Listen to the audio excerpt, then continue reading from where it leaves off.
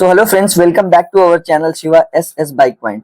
Friends, ये गाड़ी हमारे पास सर्विसिंग के लिए आई थी। जब पूरी सर्विसिंग हो गई तो हमने इसके अंदर में इंजन ऑयल डाला और इंजन ऑयल डालने के बाद आपने देख ही लिया कि इसका क्या हाल है। गाड़ी पूरी तरह से स्मोक करने लग गई है। तो चलिए आइए देखते हैं कि इसमें और क्या क्या इश्यूज है और इसका पूरा इंजन खुलेगा और इसका पूरा इंजन ही रिपेयर होगा, क्योंकि इसके क्रैंक में भी आवाज है। तो आप देख सकते हैं कि ब्लॉक में जो स्क्रैचेस आ गए हैं उसके वजह से जो ऑयल है वो ऊपर आके बर्न हो रहा है, जल रहा है, जिसकी वजह से पूरी तरह से ऑयल खत्म हो जा रहा है। और जैसे ही हमने इसके अंदर में इंजन ऑयल डाला, ये आके जलने लग गया है पिस्टन के ऊपर में। क्योंकि पहले इसके अंदर इंजन ऑयल नहीं था, इसलिए स्मोक नहीं कर रही थी। जैसे हम लोगों ने इसके अंदर इंजन ऑयल डाला, ये पूरी तरह से स्मोक करने लग गई। तो इसमें आपने अभी देखा कि पिस्टन इसका खराब हो चुका है, रिंग खराब हो चुकी है, ब्लॉक्स में स्क्रैचेस आ चुके हैं। तो अब ये पूरी तरह से ब्लॉक पिस्टन रिप्लेस होगा, इसका वॉल हेड रिप्लेस होगा। और साथ में इसके क्रैंक में एक घर घर घर घर की आवाज थी, जिसकी वजह से इसकी बेरिंग भी रिप्लेस होगी। क्योंकि कनेक्टिंग रॉड में इसके कोई प्रॉब्लम नहीं था, तो बस हम इसका बेरिंग ही रिप्लेस करेंगे। बाकी connecting rod as it is same वैसे ही हम लोग उसको फिट करेंगे। तो आइए इसको पूरा इंजन खोल लेने के बाद हम देखते हैं कि इसके क्रैंक की क्या कंडीशन है।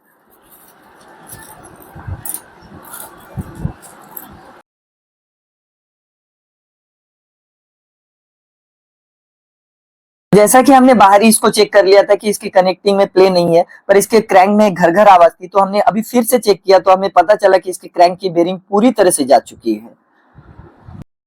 तो फ्रेंड्स, पूरे क्रैंक की कंडीशन को देखते हुए हमने इसकी बेरिंग्स को रिप्लेस कर दिया है। और अब आइए इसकी क्रैंक की पूरी फिटिंग कर लेते हैं और इंजन को असेंबल करते हैं। तो फ्रेंड्स, हमें इस गाड़ी का crank bearing, cam chain, oil seal kit, variator की गोटी, block piston assembly, valve assembly और स्पार्क प्लग को चेंज करना है। तो फ्रेंड्स, इसके चेंबर में कुछ ऐसा दिखाने लायक बहुत रहता नहीं है, तो इसको हम लोग पहले पैक कर लेते हैं। और आगे के पोर्शन में मैं आपको ब्लॉक से रिलेटेड समझाऊंगा, पिस्टन से रिलेटेड, कि इसको कैसे रखना है, पिस्टन रिंग को कैसे सेट करना है, ताकि सालों साल इसका पिस्टन और रिंग खराब ना हो।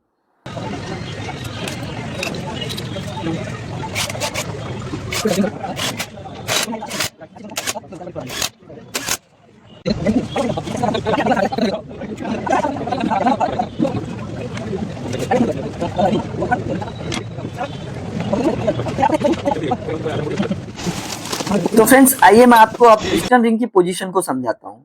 तो ये पिस्टन आप देख ही रहे, इसमें एक जगह इनलेट और एक जगह पे एग्जॉस्ट का मार्क रहता है। ये है ऑयल रिंग एक्सपेंडर, या फिर जिगजैग, इजी भाषा में जिगजैग रिंग कह देते हैं। तो मैं इसको एम के शेप में फिट करता हूं। आप इसको कहीं भी फिट कर सकते हैं, रिंग्स के कोई भी कोने में फिट कर सकते हैं। दूसरा रह गया ये ऑयल रिंग। आप देख सकते हैं ऑयल रिंग को जब हम लोग दबाते हैं तो जो पोर्शन ऊपर की ओर उठता है उसको आप ऊपर ही रखें। मतलब जैसे ही आप उसको दबाएंगे, अगर वो जो पोर्शन ऊपर की ओर उठेगा आप उसको ऊपर ही रखिए। अब ये देखिए, फिर से मैं चेक कर रहा हूं। आप इसकी जो पोजीशन आप देखेंगे ऊपर की ओर उठ रहा है, उसको नीचे की ओर मैं रखूंगा और नीचे की तरफ से बाहर की तरफ शेप रखूंगा। जैसे ही हम प्रेस करते हैं वो जो बाहर निकलता है उसको बाहर की तरफ ही हमको रिंग को रखना है, चाहे वो ऊपर का हो या नीचे का हो। ऑयल रिंग को मैंने जो पिस्टन की जो पिन है उसके दोनों साइड रख दिया है। एक ऑयल रिंग पिस्टन के एक कोने में और दूसरा जो ऑयल रिंग है पिस्टन के दूसरे कोने में। दूसरा जो रहता है कॉम्प्रेशन रिंग, वो ब्लैक कलर का होता है, टॉप 2। उसको हम लोग हरदम इनलेट की तरफ ही रखते हैं, मतलब कार्बोरेटर की तरफ रखते हैं। और जो लास्ट रिंग है जो स्टील कलर का होता है, टॉप 1, उसको एग्जॉस्ट की तरफ रखना है, मतलब साइलेंसर की साइड की तरफ रखना है। याद रखिए, इसको भूलिए मत कि हमको इसको पूरा का पूरा प्लस बनाना है। ये समझ लेते हैं कि ये पूरी रिंग प्लस कैसे बनेगी। तो जो हम लोगों ने रिंग्स को रखे हैं, उसका फर्स्ट रिंग, जो पहला रिंग होगा वो एग्जॉस्ट की तरफ जाएगा, सेकेंड रिंग इनलेट की तरफ जाएगा, थर्ड रिंग जो ऑयल वाला है वो पिस्टन पिन के एक कोने में जाएगा और फोर्थ रिंग पिस्टन पिन के दूसरे कोने में जाएगा। फर्स्ट, सेकेंड, थर्ड, फोर्थ, आप देख सकते हैं पूरी तरह से प्लस बन गया। मतलब इसमें ज्यादा कंफ्यूज होने वाली बात नहीं है। इनलेट की तरफ एक, एग्जॉस्ट की तरफ एक, पिस्टन पिन के एक कोने में एक और पिस्टन पिन के एक कोने में एक, मतलब ये पूरी तरह से प्लस बन गया। तो चलिए इस पूरी इंजन को थोड़ी सी फास्ट फॉरवर्ड में करके फिटिंग चेक कर लेते हैं। और मुझे मालूम है कि इस फास्ट फॉरवर्ड में आपको सीखने के लिए बहुत कुछ मिल जाएगा, तो प्लीज आप ध्यान से वॉच करते रहिएगा। चलिए इसको हम फटाफट फिट कर लेते हैं। और आगे के हेड के पोर्शन में मैं आपको समझाऊंगा कि इसकी टाइमिंग को कैसे सेट करते हैं, इसके टैपेट को कंपनी के अनुसार फिलर गेज से कैसे सेट करते हैं। तो आइए उस पोर्शन पे अब आगे देखते हैं।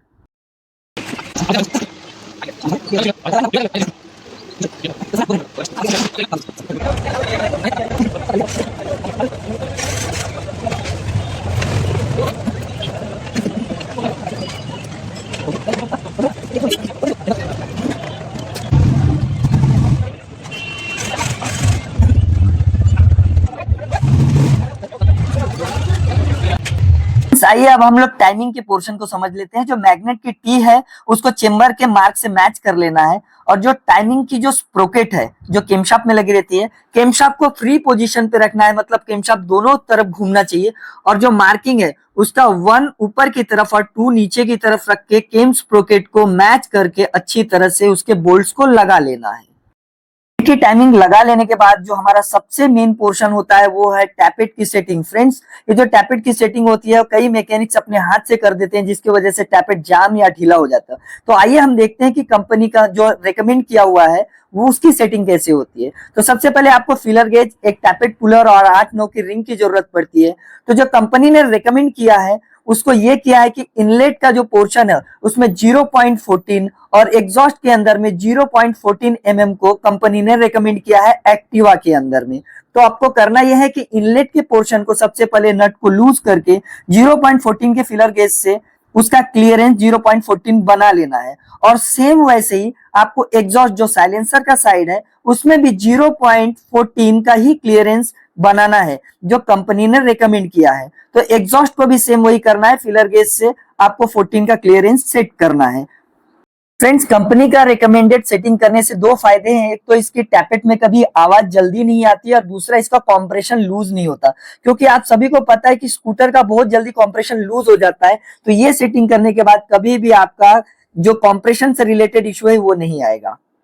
मैंने जो आपको सेटिंग्स बताई है उसके अंदर में आपको ब्लॉक पिस्टन में जो मैंने रिंग्स की सेटिंग बताई है, हेड के अंदर में जो रिकमेंडेड सेटिंग बताई है, अगर आपने ये कर लिया तो मैं डेफिनेटली आपको लिख के दे सकता हूं कि आपकी गाड़ी में ना धुआं मारने का प्रॉब्लम होगा, ना कॉम्प्रेशन रिलेटेड कोई इश्यू होगा, ना ही टिक टिक की कोई इश्यू रहेगी। Friends, last but not list, एक जैसे कहते हैं ना कि एक फिल्म को हिट करने के लिए उसके सबसे अच्छे एंड की जरूरत होती है, उसी तरह हमको एक इंजन को भी सक्सेस करने के लिए उसके एंड में एक अच्छे इंजन ऑयल की जरूरत होती है, जो कि मैकेनिक्स में गलत धारणा है कि इंजन बना लेने के बाद सादा कोई भी ऑयल डाल दो क्योंकि 200-300 किलोमीटर पे चेंज ही करना है। तो मैं ऐसा रिकमेंड नहीं करूंगा, आप हरदम एक अच्छा इंजन ऑयल ही यूज कीजिए। आप देख सकते हैं कि इसकी इंजन ऑयल की सप्लाई बहुत अच्छी तरह से आ रही है। तो अब जिसका हम सब लोग वेट कर रहे हैं कि इस इंजन का धुआं बंद हुआ कि नहीं, वो आप चेक करते हैं पूरी तरह से इंजन को फिट करने के बाद।